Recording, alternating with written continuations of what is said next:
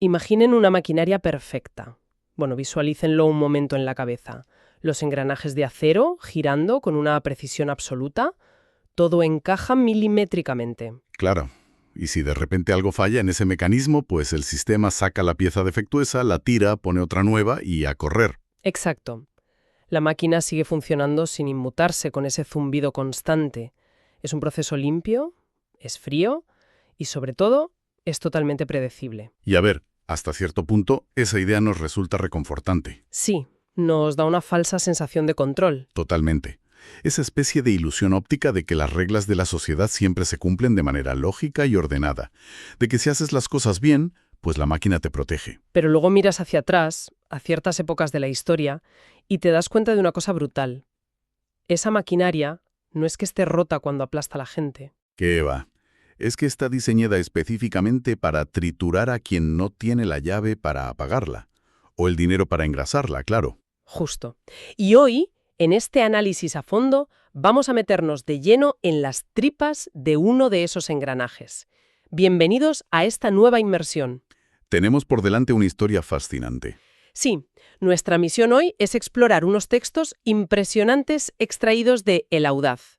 Es una obra de Benito Pérez Galdós que nos sitúa en la España de principios del siglo XIX, en torno al año 1804. Un escenario tremendo, la verdad. Hablamos de una sociedad marcada por una decadencia asfixiante y una corrupción administrativa absoluta. Dominada por completo por la nobleza y el clero.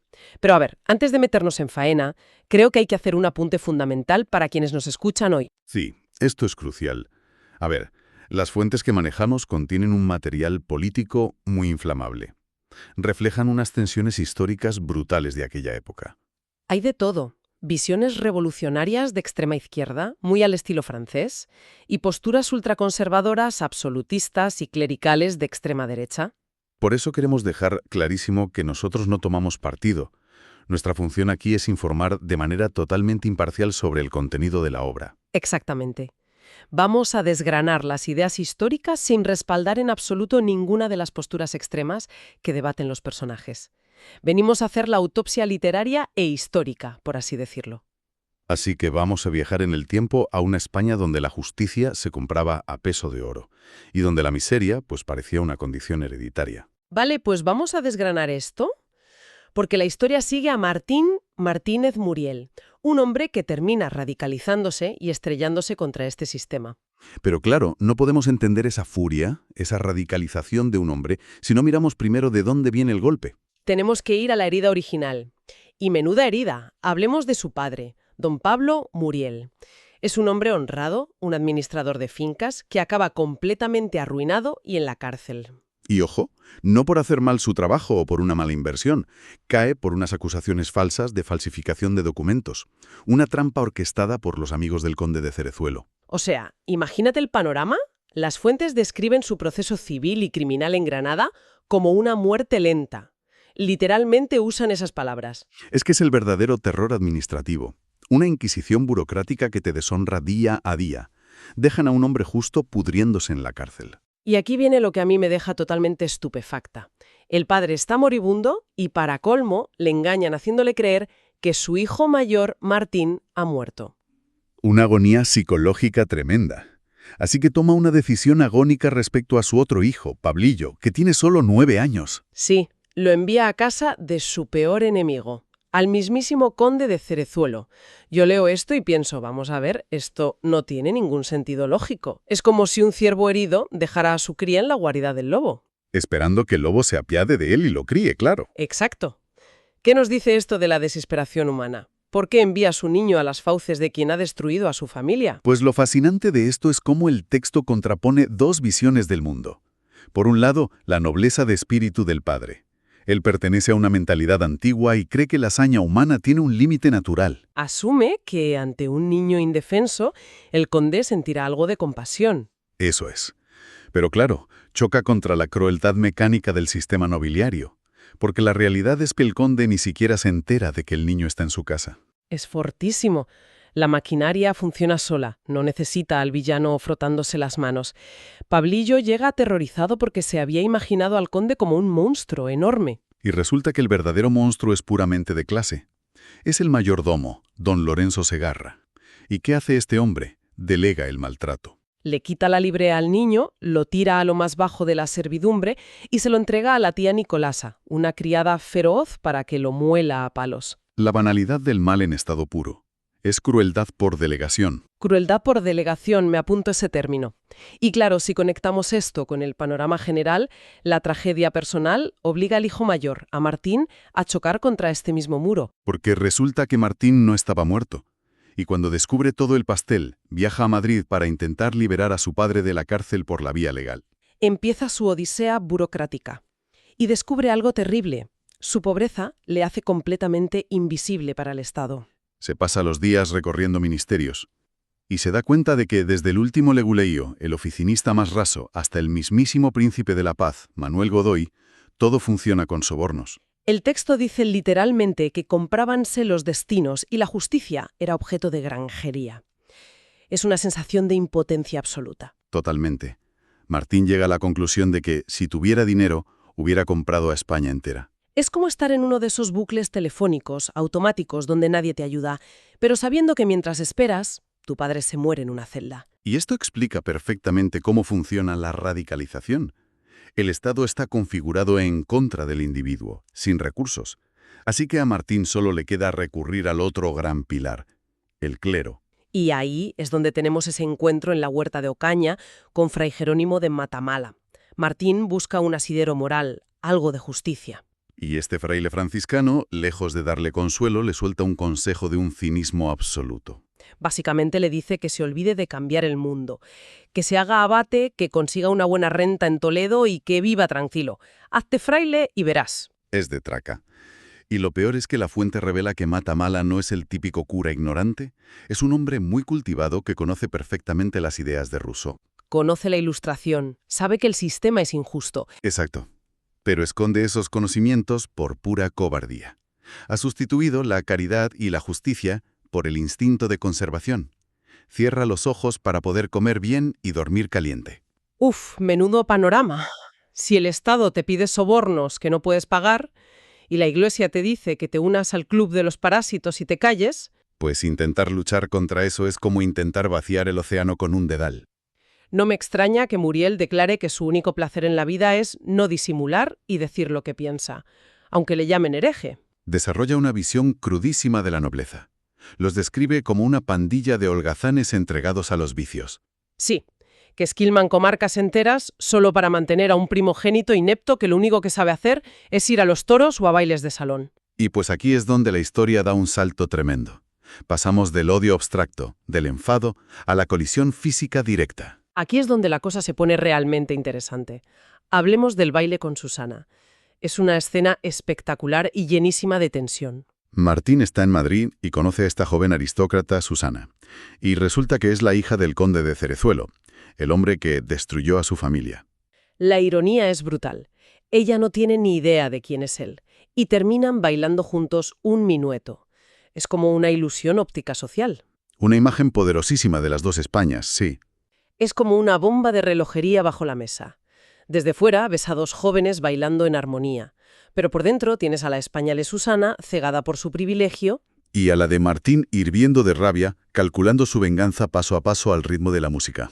Martín saborea esa victoria psicológica y de repente le revela brutalmente su identidad. Le suelta en la cara que es el hijo del hombre encerrado por la maldad de su familia. ¿Y cómo reacciona ella? Porque no pide perdón precisamente. ¿Qué va? Reacciona desde la arrogancia más absoluta. Lo llama insolente y, de manera muy condescendiente, le ofrece que aprenda a adular para conquistar el favor de los poderosos. Le ofrece las migajas del sistema. Y Martín, profundamente asqueado, la llama víbora. Es que es el insulto perfecto para ese momento. Analiza la doble pinza que ahoga a Muriel aquí. Por un lado, la nobleza frívola que le dice que se someta. Y por otro lado, el garrote ciego de la Iglesia, que actúa en las sombras. Entra en escena el padre Corchón, el inquisidor. Este personaje da verdadero pánico. Resulta que empiezan a circular rumores en el vecindario, habladurías de vecinas, diciendo que Martín y su amigo Leonardo son francmasones y que leen filosofía. Y claro, hay que entender que en 1804 eso no era una simple etiqueta. era una sentencia. Corchón llega a decir abiertamente que si el gobierno de Godoy no fuera tan tolerante, todos esos filósofos estarían ardiendo en la hoguera. No hacían autos de fe multitudinarios ya, pero la Inquisición mantenía un poder policial subterráneo brutal. Y actúan en secreto. Secuestran a Leonardo. Desaparece, literalmente de la noche a la mañana, sin dejar rastro, dejando a Martín aterrorizado al darse cuenta de que la calumnia de una vecina basta para enterrarte en vida. Los famosos sepulcros de vivos. Es una asfixia total. Tienes a tu padre muerto, a tu hermano humillado, a tu mejor amigo en las mazmorras. El cerebro de Martín hace clic, se fractura por completo, y acorralado, ya no busca que un juez le dé la razón, busca prenderle fuego a todo. Entramos de lleno en el abismo de la revolución. Y el texto nos introduce a esta locura a través de una figura esperpéntica, un personaje que llaman la Zarza. Madre mía, la Zarza. Es un anciano demente que vive encerrado, convencido de que está en pleno terror jacobino de la Revolución Francesa. Escribiendo informes para Robespierre y hablando con fantasmas de la guillotina. Las escenas de un grotesco sublime. Martín entra a verle y lo que le recibe en el patio es una gallina saltando y cacareando, mientras el viejo divaga sobre cortar cabezas. Parece cómico, pero psicológicamente es devastador. La zarza es un espejo deformante. Martín se asoma a esa locura y ve el reflejo extremo de sus propias ideas de depuración social. Claro, le aterra ver en qué se puede convertir la ideología cuando pierde el contacto con la realidad humana. Pero la maquinaria le sigue empujando, la impotencia te busca atajos violentos. Y Martín se une a la conspiración. Se alía con gente muy oscura, como don Buenaventura Rotondo, y con radicales como Sotillo, cuyo único plan es, literalmente, quemar la ciudad y asesinar a cualquiera con sotana o título. Y durante esta conspiración, Martín se da cuenta de algo desolador. Su dolor está siendo instrumentalizado. Las reuniones están llenas de absolutistas partidarios de Fernando. Gente que no quiere liberar al pueblo, solo quieren cambiar de collar al perro y ponerse ellos al mando. Exacto. Pero la espiral ya es imparable, y estalla la insurrección en las calles de Madrid. Llegamos al clímax.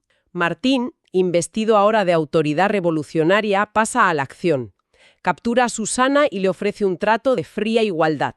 Logra rescatar a su hermano Pablillo. Pero el punto de ruptura moral definitivo es su encuentro en plena calle con el brigadier Beza. Aquí es donde la cosa culmina.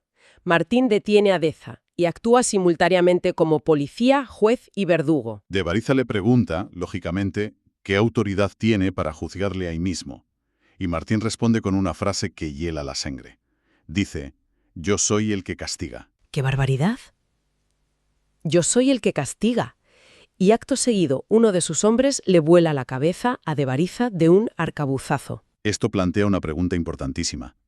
Al ejecutar a un hombre en la calle, sin juicio previo, guiado solo por su propia autoridad. Se ha convertido exactamente en el monstruo que tanto criticaba. Totalmente. Él odiaba al conde y a la Inquisición por actuar de forma arbitraria y sin garantías. Y ahora él hace exactamente lo mismo. La única diferencia es que ha cambiado la palabra rey o dios por revolución. Pero el mecanismo de abuso es idéntico. Es una paradoja demoledora. Empiezas luchando contra la injusticia y acabas apretando el mismo gatillo. Pues con esa imagen tan potente, vamos a ir haciendo una recapitulación de lo que hemos desenterrado hoy. Hemos visto una maquinaria administrativa podrida. Un sistema donde los derechos no existen si no tienes dinero o contactos, que aplasta a inocentes como Pablo Muriel. Y el verdadero terror de esta máquina opresiva es que fabrica los explosivos que la van a destruir.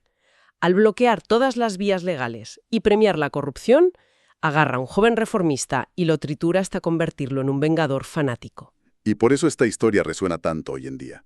Para la audiencia que nos escucha, esto es una autopsia clínica de cómo se rompe un contrato social. Es que es tal cual, cuando un sistema se vuelve sordo a la verdad y premia el servilismo, está cultivando su propia destrucción. La semilla de una violencia imparable, además. Y eso nos devuelve a la imagen de la máquina del principio.